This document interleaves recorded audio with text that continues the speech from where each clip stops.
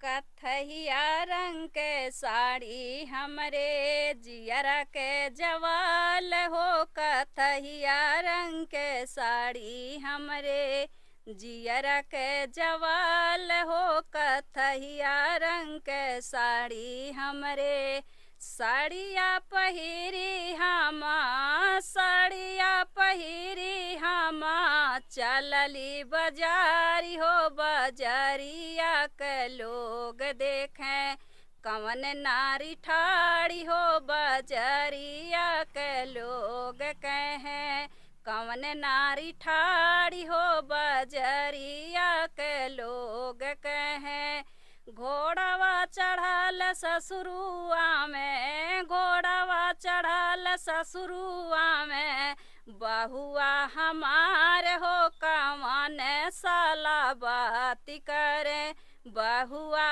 हमारे हो। कवन साला बाती करे।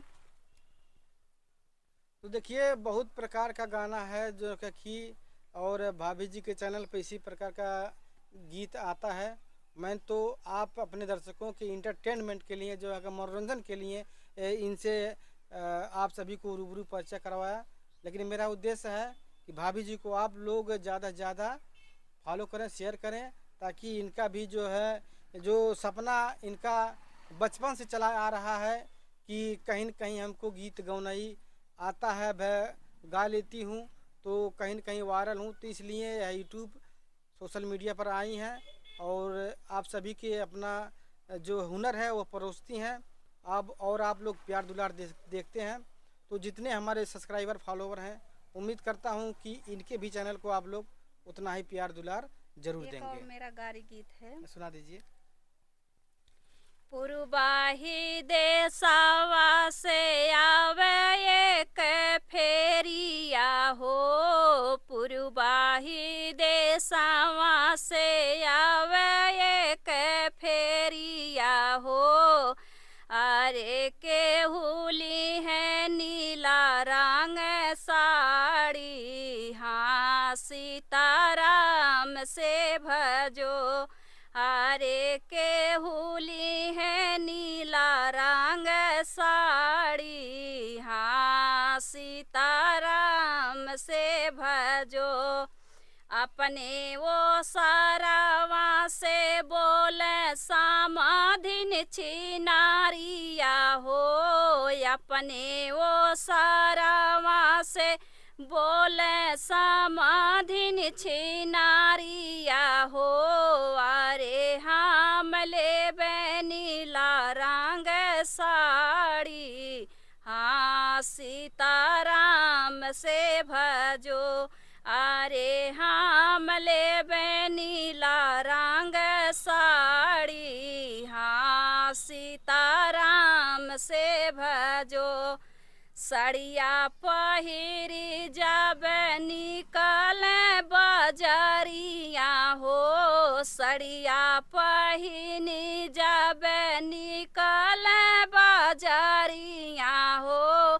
अरे पुरुआ बहेला लाल कारी हाँ सीताराम से भजो।